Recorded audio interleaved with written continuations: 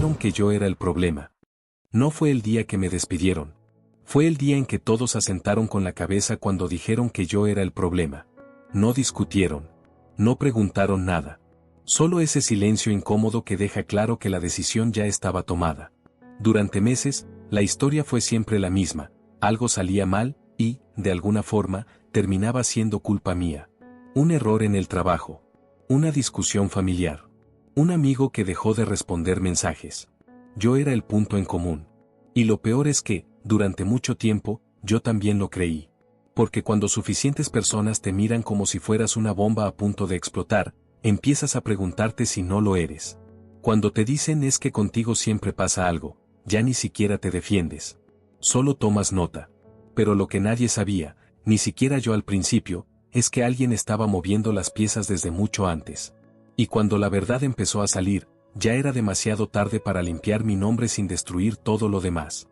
Todo comenzó un año antes, cuando acepté un ascenso que, en teoría, era una oportunidad. Más dinero, más responsabilidad, más visibilidad. Lo que nadie mencionó fue que también significaba convertirme en el intermediario perfecto para absorber culpas. Mi jefe, Marcos, era carismático. De esos que te dan palmadas en la espalda mientras te empujan al borde del precipicio. Confío en ti, me decía. Y yo, ingenuo, lo tomaba como un honor. Las primeras semanas fueron normales. Luego empezaron los pequeños comentarios. Oye, el cliente se quejó, quizá tu enfoque fue muy agresivo. El equipo está algo tenso contigo. Nada grave, pero debería ser más flexible. Nada concreto. Nada que pudiera defender o corregir. Solo la sensación constante de estar fallando en algo invisible. En casa, las cosas tampoco iban bien. Mi hermana dejó de llamarme tan seguido. Mi madre me preguntaba, con cuidado, si estaba bien emocionalmente. Como si alguien ya hubiera plantado la idea de que yo estaba perdiendo el control. Y entonces ocurrió el primer incidente serio. Un proyecto importante se cayó. Plazos perdidos. Un cliente furioso. En la reunión, Marcos no me acusó directamente. Solo dijo: creo que aquí hubo un problema de coordinación. Todos me miraron. Yo intenté explicar que varias decisiones no pasaron por mí. Que ciertos cambios se hicieron sin avisarme. Pero soné defensivo. Nervioso. Culpable. Ese día salí de la oficina con una etiqueta pegada a la frente. No decía incompetente. Decía algo peor, difícil. A partir de ahí, todo se aceleró. Mis amigos empezaron a bromear con que yo siempre tenía dramas. Mi pareja me pidió espacio porque sentía que yo llevaba mucha energía negativa a la relación. Incluso yo mismo empecé a filtrar lo que decía, a disculparme por cosas que no había hecho. La narrativa estaba clara. Yo era el factor común. Yo era el problema.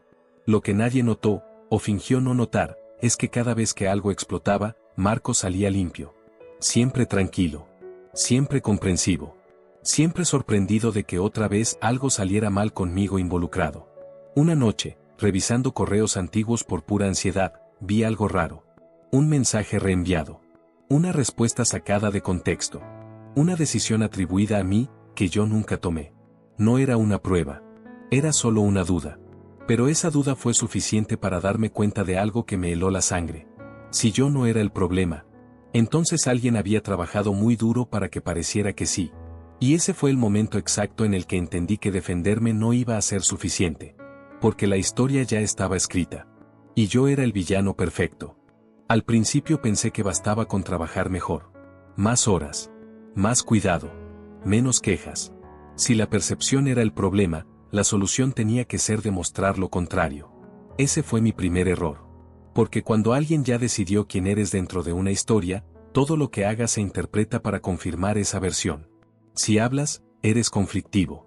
Si callas, eres pasivo-agresivo. Si mejoras, es demasiado tarde. Empecé a notar cosas pequeñas que antes no estaban ahí. Correos donde se me dejaba fuera por error. Reuniones movidas de horario sin avisarme. Decisiones tomadas en chats privados a los que yo no tenía acceso. Cuando preguntaba, la respuesta era siempre la misma. No lo tomes personal. Estás muy susceptible últimamente. Quizá necesitas descansar. Y lo decían con una sonrisa. Eso era lo más perturbador. La situación llegó a un punto incómodo cuando Recursos Humanos me llamó para una charla informal. Nada grave, según ellos. Solo querían saber cómo me sentía, si había algo que quisiera compartir. Pero las preguntas no eran abiertas. Eran quirúrgicas. ¿Sientes que te cuesta trabajar en equipo? ¿Te han dicho que tu forma de comunicar puede ser agresiva? ¿Crees que el estrés está afectando tu juicio? Cada pregunta parecía diseñada para encajar en un perfil que yo no recordaba haber elegido. Salí de esa oficina con una sensación clara. Ya había un expediente sobre mí. Mientras tanto, mi vida fuera del trabajo empezaba a reflejar el mismo patrón. Mi pareja me dijo algo que todavía me arde cuando lo recuerdo. Es que con todos tienes problemas. No puede ser casualidad. No lo dijo con rabia. Lo dijo cansada. Como si yo fuera un hábito agotador. Intenté explicarle que en el trabajo estaban pasando cosas raras, que sentía que me estaban empujando. Ella suspiró y me respondió. Eso mismo dijiste en tu empleo anterior. Y ahí entendí por qué esto era tan efectivo. Porque no era la primera vez que yo dudaba de mí mismo. Siempre fui introspectivo, autocrítico, el tipo de persona que se pregunta primero qué hizo mal antes de señalar a otros. Eso, usado en mi contra, me convertía en el culpable ideal. Una tarde, casi por accidente, escuché una conversación que no debía. Marcos estaba en una sala de juntas con dos directivos. La puerta estaba entreabierta. No planeaba espiar, pero escuché mi nombre. El problema es él, dijo Marcos, sin dudar. El equipo funciona cuando no está involucrado. Uno de los directivos preguntó si había pruebas concretas. Marcos soltó una risa corta. No es una cosa. Es un patrón. Esa palabra otra vez. Patrón. No grité. No entré. No lo enfrenté. Seguí caminando como si nada. Pero algo dentro de mí se rompió de forma muy específica. Porque en ese momento entendí que ya no se trataba de errores, sino de reputación. Y una reputación es mucho más difícil de arreglar que un fallo técnico. Esa noche no pude dormir. Abrí mi laptop y empecé a revisar absolutamente todo. Correos, documentos compartidos, versiones anteriores de archivos. No buscaba venganza. Buscaba entender. Y entonces lo vi. Un documento clave del proyecto que había fracasado meses atrás. Había sido modificado después de mi última revisión. Los cambios eran sutiles, pero decisivos. Y el autor de la modificación no era yo. Era Marcos. El timestamp estaba ahí. El historial también. Mi corazón empezó a latir tan fuerte que tuve que cerrar la laptop un momento. Eso ya no era una percepción. Era un hecho. Pero también era solo una pieza. Una sola prueba no derriba una narrativa tan bien construida. Y lo peor vino justo después, cuando me di cuenta de algo aún más inquietante. Si yo encontraba esto ahora, ¿cuántas veces más había pasado sin que yo lo notara? Al día siguiente fui a trabajar con una claridad peligrosa. Ya no quería caerle bien a nadie. Ya no quería encajar. Quería saber hasta dónde llegaba todo esto. Y, sobre todo, ¿por qué yo? Porque nadie convierte a alguien en el problema sin una razón. A veces es para cubrir errores. A veces es ambición. Y a veces, es porque alguien necesita que caigas para poder subir. Empecé a observar en lugar de reaccionar. Eso cambió todo. Cuando dejas de defenderte, la gente baja la guardia. Y Marcos, especialmente, empezó a cometer errores. Noté que repetía una estrategia muy concreta. Dejaba que otros tomaran decisiones, y luego las reinterpretaba frente a los superiores. Siempre con calma. Siempre intentando ayudar. Yo, en cambio, ya tenía fama de impulsivo. Así que cualquier objeción mía sonaba a excusa. Decidí hacer algo que nunca había hecho, documentarlo todo. No para denunciar aún. No para salvarme todavía. Solo para entender el mapa completo. La oportunidad llegó con un nuevo proyecto. Uno importante. Uno visible. Marcos insistió en que yo lo liderara. Eso debería haberme hecho sentir reivindicado. En cambio, me puso en alerta máxima. Acepté, pero con una condición. Todo se haría por correo y en documentos compartidos. Nada verbal sin respaldo. Marcos sonrió. Me parece perfecto. Transparencia total. Esa sonrisa, ahora sé reconocerla. No era tranquilidad. Era confianza en que yo no sabía lo que estaba enfrentando. Las primeras semanas fueron tranquilas. Demasiado. El equipo respondía bien. Los plazos se cumplían. No había fricciones. Y entonces, de la nada, empezaron los cambios. Pequeñas modificaciones en los objetivos. Correos reenviados tarde. Indicaciones ambiguas que luego se interpretaban como órdenes claras. Pero esta vez yo tenía algo distinto, registro. Cada decisión que Marcos recordaba de forma distinta estaba escrita. Cada ajuste que él atribuía al equipo tenía su firma digital. Empezaba a sentir algo peligroso, esperanza. En paralelo, mi vida personal se deterioraba. Mi pareja terminó pidiéndome un tiempo indefinido. Dijo que necesitaba volver a confiar en su propia percepción. Eso dolió más que una ruptura directa. Mi hermana me llamó una noche, preocupada. Mamá cree que estás deprimido. Marcos habló con ella. Ese detalle me heló. ¿Cómo que habló con ella? Resulta que Marcos se la había cruzado por casualidad en un evento de la empresa abierto a familiares. Había sido amable. Preocupado. Había dicho que yo estaba bajo mucha presión y que quizá necesitaba apoyo. No dijo nada explícito. No hizo una acusación directa. Solo plantó la duda. Y funcionó. Esa fue la noche en que entendí que esto no se limitaba al trabajo. Mi reputación personal estaba siendo moldeada por alguien que yo había dejado entrar demasiado. Ya no era solo una lucha profesional. Era una invasión. El proyecto avanzó, hasta que llegó el error. Un fallo importante. Costoso. Uno de esos que alguien tenía que pagar. La reunión fue tensa. Marcos habló primero. No voy a señalar a nadie, dijo, pero este tipo de descuidos no pueden repetirse. Todos sabían a quién se refería. Yo respiré hondo y pedí la palabra. No para defenderme. Para hacer una pregunta. ¿Podemos revisar el historial de cambios del archivo final? El silencio fue inmediato. Marcos frunció el ceño, apenas un segundo. No creo que sea necesario. Yo sí, respondí. Porque ese cambio se hizo después de mi aprobación. Alguien proyectó el documento en la pantalla. Y ahí estaba. Fecha. Hora. Usuario. No era yo. Por primera vez, vi algo que no había visto antes. Miedo en los ojos de Marcos. Pero no pasó lo que yo esperaba. No hubo disculpas. No hubo acusaciones. Uno de los directivos simplemente dijo: bueno, parece un malentendido. Sigamos adelante. Y siguieron. Nadie me pidió perdón. Nadie cuestionó nada más. La reunión terminó. Y la narrativa, apenas se resquebrajó. Ese fue el golpe más duro. Porque entendí algo devastador. La verdad, por sí sola, no basta cuando la historia ya está decidida. Esa misma tarde recibí un correo de recursos humanos. Asunto: seguimiento de desempeño. No era una coincidencia. Era una respuesta. Y mientras leía ese correo, con una mezcla de rabia y claridad, me di cuenta de algo que cambiaría por completo mi enfoque. Marcos no estaba improvisando. Esto no era un plan reciente. Esto llevaba tiempo. Quizá años. Y yo solo era la última pieza. El correo de recursos humanos no traía amenazas explícitas. Eso habría sido más fácil de enfrentar. Era cordial. Educado. Lleno de palabras como acompañamiento, mejora continua y bienestar. Pero el mensaje real era claro. Ya no confiaban en mí.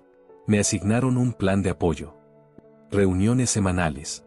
Evaluaciones cualitativas. Feedback anónimo del equipo. En otras palabras, me pusieron bajo una lupa diseñada para confirmar lo que ya creían. ¿Y Marcos? Marcos se mostró sorprendido.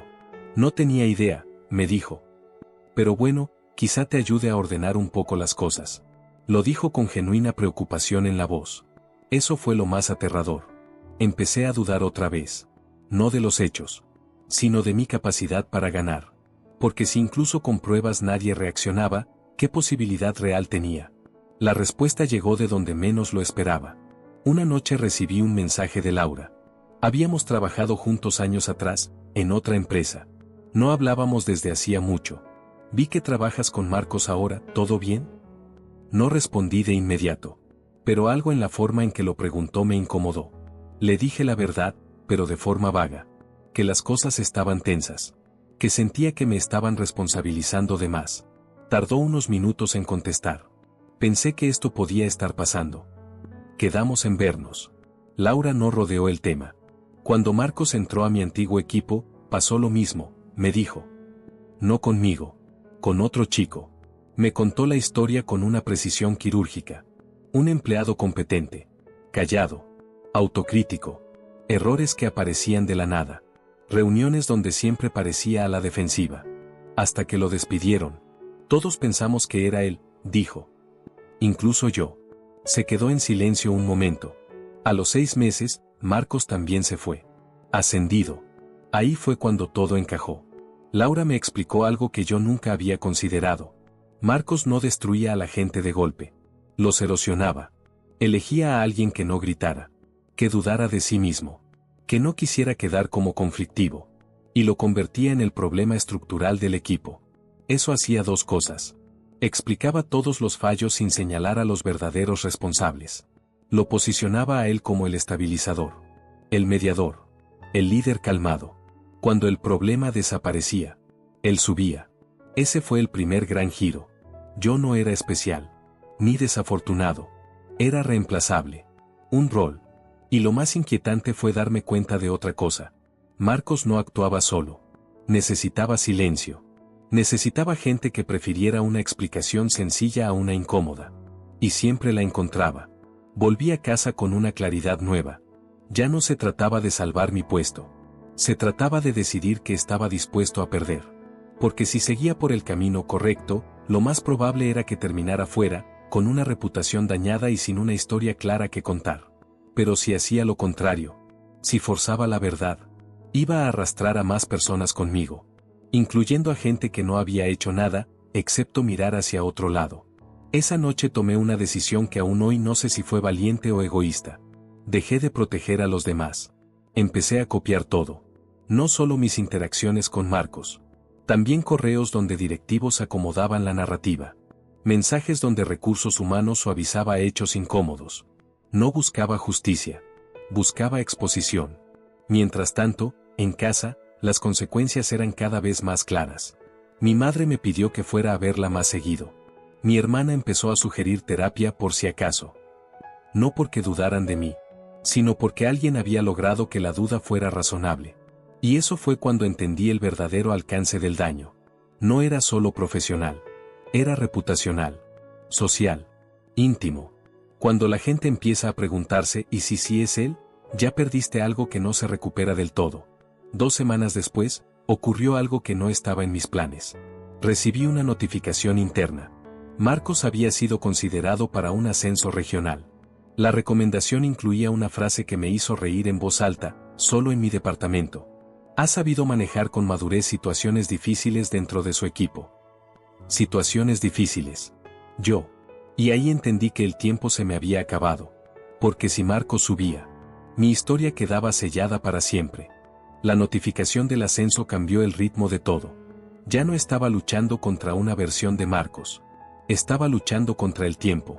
Porque una vez que alguien asciende, su pasado se reescribe automáticamente como éxito. Y los daños colaterales se archivan. Decidí hacer algo que había evitado por meses. Hablar con recursos humanos sin filtros. No para pedir ayuda.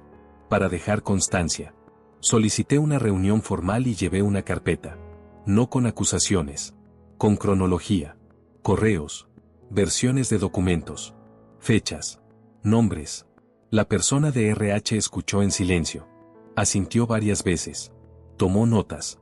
Cuando terminé, me dijo algo que confirmó todos mis temores. Entiendo tu punto, pero no veo mala intención. Veo problemas de comunicación. Problemas de comunicación. La forma corporativa de decir nadie va a tocar esto. Le pregunté algo directo. Si mañana yo renuncio, ¿este material se investigaría? No respondió de inmediato. No de la misma forma, dijo al final. Porque ya no habría un impacto operativo. Impacto operativo. Mi caída era funcional. Mi verdad, no. Esa misma semana, mi pareja vino a buscar sus cosas. No hubo gritos. No hubo drama. Solo me dijo que sentía que yo estaba en guerra con el mundo. Que necesitaba paz. No supe cómo explicarle que la guerra ya estaba dentro de mí. Que lo único que estaba haciendo era dejar de fingir. Cuando cerré la puerta, entendí algo brutal. Estaba solo. Y eso, paradójicamente, me dio libertad. Contacté a Laura otra vez. Y a otra persona de su antigua empresa. Y luego a otra. No les pedí que acusaran a Marcos. Solo les pedí que me contaran sus historias. El patrón era demasiado claro para ignorarlo. Siempre alguien. Siempre silencioso. Siempre competente, pero cuestionado. Siempre Marcos ascendiendo después. Con todo eso, armé un documento. No emocional. No acusatorio. Frío. Técnico. Inevitable. Y lo envié. No solo a recursos humanos. También a compliance. Y a un correo genérico de auditoría interna que nadie usaba, hasta que alguien quería cubrirse legalmente. No pedí despidos. No pedí venganza. Pedí una investigación formal. Durante 2 días, no pasó nada. Luego, el ambiente cambió. Reuniones canceladas. Correos vagos. Personas que evitaban mirarme. Marcos no me habló. Eso era nuevo.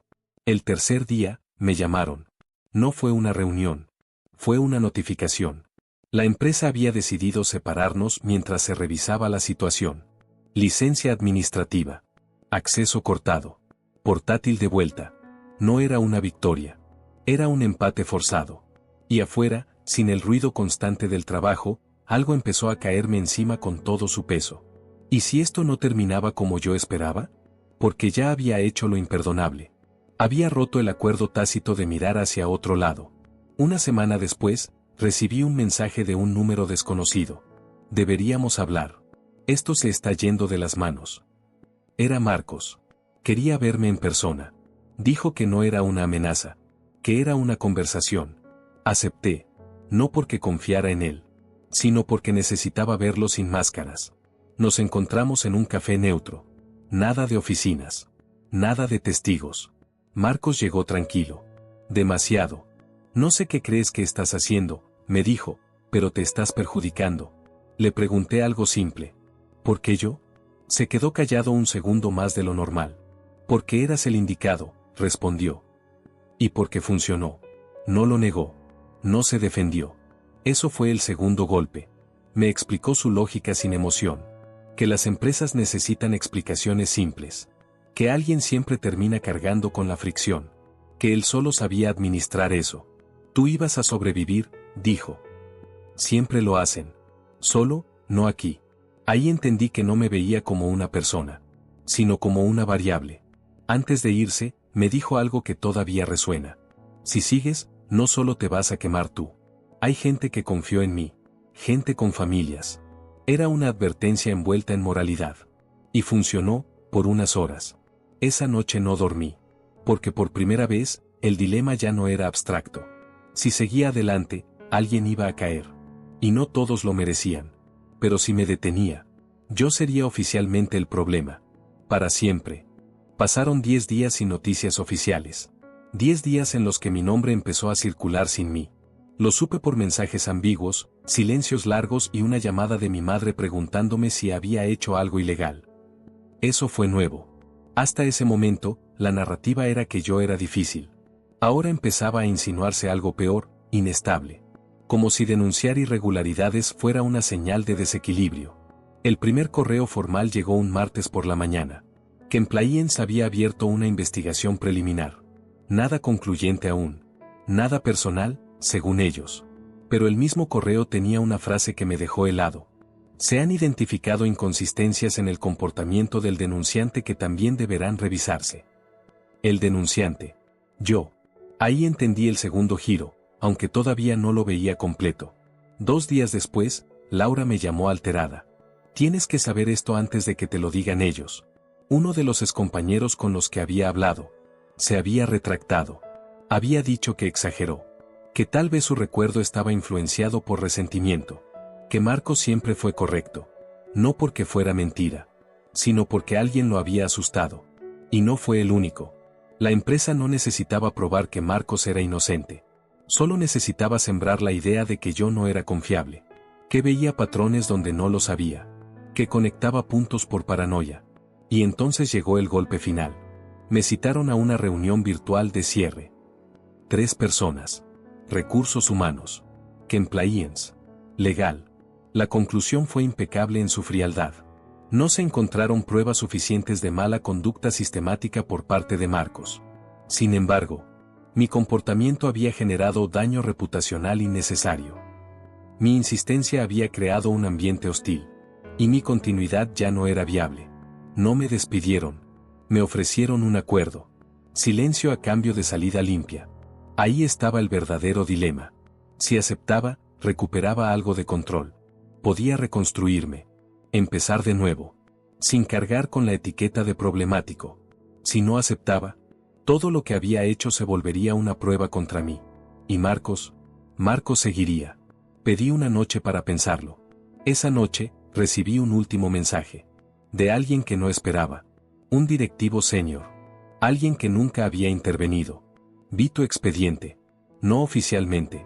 Tenías razón, en partes. Pero no lo suficiente. No iba a ayudarme. Solo quería que supiera la verdad. Marcos no iba a caer. Pero ya no iba a subir. La investigación había dejado dudas. No públicas. No sancionables. Pero suficientes para congelarlo. Ese fue el segundo giro real. No habría justicia. Ni victoria. Ni redención pública. Solo daño controlado. A la mañana siguiente, acepté el acuerdo. Firmé. Salí. Hoy trabajo en otro lugar. Otro rol. Otro entorno. Nadie me conoce como el problema. Pero a veces, cuando algo falla, cuando alguien necesita una explicación rápida, veo cómo miran a la misma persona de siempre. La callada. La autocrítica. La que duda antes de señalar. Y me pregunto si debería decir algo. Luego recuerdo el costo. Y entiendo por qué el sistema sigue funcionando. Porque no necesita villanos. Solo necesita personas dispuestas a cargar con la culpa. Firmar el acuerdo no fue un alivio inmediato. Fue más bien un silencio extraño, como cuando apagas un motor que llevaba meses al límite y de repente todo queda quieto, demasiado quieto. Durante semanas me desperté con la sensación de que había olvidado algo importante. Un correo. Una llamada. Una reunión en la que tenía que defenderme. Pero ya no había nada que defender. En mi nuevo trabajo nadie sabía mi historia. Eso debería haberme hecho sentir libre. Y en parte lo hizo. Pero había algo que no esperaba. La forma en que yo mismo había cambiado. Ya no hablaba primero en las reuniones. No corregía errores pequeños. No pedía aclaraciones cuando algo era ambiguo. No porque no supiera, sino porque había aprendido que, a veces, tener razón es irrelevante. Y peligroso. Un día, meses después, vi una publicación en LinkedIn. Marcos anunciaba que dejaba la empresa para explorar nuevos desafíos. Nada de ascenso. Nada de celebración. Los comentarios eran educados. Neutrales. Correctos. No hubo caída pública. No hubo justicia visible. Solo estancamiento. Cerré la aplicación y me quedé mirando la pantalla apagada, preguntándome si eso era suficiente. La última subtrama cerró sin que yo lo buscara. Mi ex me escribió. No para volver. Para disculparse. Me dijo que, con distancia, había empezado a notar algo raro en cómo otras personas también parecían cargar con culpas que no eran suyas. Creo que te creí, pero no quise hacerlo, me dijo. No supe qué responder. Porque entender tarde no repara lo perdido. Mi madre dejó de preguntarme si estaba bien. Mi hermana dejó de sugerir terapia. La duda se disipó. Pero nunca del todo. Porque cuando alguien ha sido el problema, aunque sea injustamente, esa sombra no desaparece. Solo se vuelve más silenciosa. A veces me preguntan por qué me fui de mi empresa anterior. No miento. Pero tampoco cuento todo. Digo que no encajaba. Y es verdad. No encajaba en un sistema que necesita culpables más que soluciones. No encajaba en un lugar donde la percepción pesa más que los hechos. No encajaba en una historia donde alguien tenía que perder para que otros siguieran avanzando. Lo más inquietante no es que me haya pasado a mí. Es saber que, mientras lees esto, en alguna oficina, en alguna familia, en algún grupo de amigos, alguien está empezando a cargar con una culpa que no es suya. Y probablemente, todos los demás ya asentaron con la cabeza.